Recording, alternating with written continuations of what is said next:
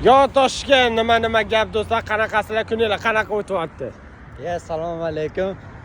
Shuncha narsani ko'rib turibsizlar, ichida nima bor deb o'ylaysizlar? Nima bor o'zi? Qarochi, Infooddan bizga dastavka keldi.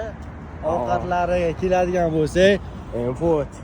Ya'ni taom emas, muhabbat to'lashamiz. O, gap yo'q.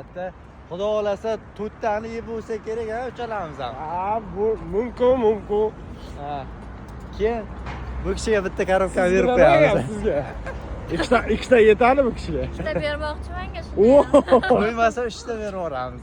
Gap yo'q lekin. Bittasini o'zi yeb qo'ygan.